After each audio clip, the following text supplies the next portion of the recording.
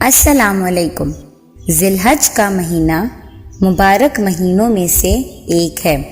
اس میں اللہ تعالیٰ نے حج اور قربانی یہ دو بڑے اعمال اس مبارک مہینے میں جمع فرمائے ہیں۔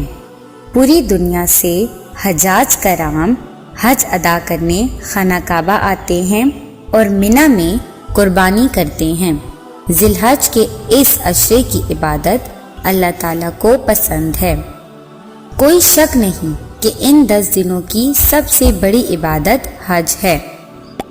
عرفات کے دن کی عبادت اللہ تعالیٰ کو بے حد پسند ہے۔ اللہ تعالیٰ فرماتے ہیں، میرے بندو، بارش کے قطروں کے جتنے، درختوں کے پتوں کے جتنے اور ریت کے ذروں کے جتنے گناہ لاؤ، میں اس دن معاف کر دوں گا۔ عرفات کے دن شیطان جتنا ذلیل ہوتا ہے اتنا کسی دن بھی ذلیل نہیں ہوتا۔ ہمارے نبی حضرت محمد صلی اللہ علیہ وآلہ وسلم نے یوم عرفات کے دن عبادت کی، نماز ادا کرنے کے بعد مسلسل 5 سے 6 گھنٹے اللہ سے دعا مانگی۔ ان 10 دنوں میں حج سے بڑی عبادت کوئی بھی نہیں ہے، لیکن اگر حج میسر نہیں ہے تو 9 ذی الحج کا روزہ رکھنا، نوافل پڑھنا، صدقہ دینا، قربانی کرنا، یہ سب اعمال ان 10 دنوں میں اللہ کو بہت پسند ہیں۔ حضرت محمد صلی اللہ علیہ وآلہ وسلم قربانی کے وقت 2 دمبے ذبح کرتے تھے، ایک اپنی طرف سے اور ایک اپنی امت کی طرف سے۔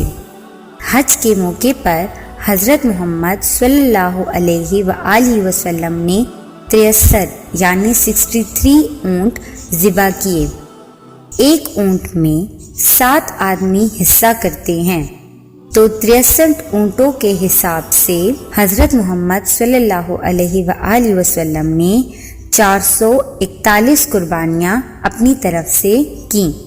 اس کے علاوہ قربانی کے جانور جب ذبح ہوتے ہیں تو جتنے جانور کے جسم پر بال ہوتے ہیں اتنی ہی نیکیاں لکھی جاتی ہیں۔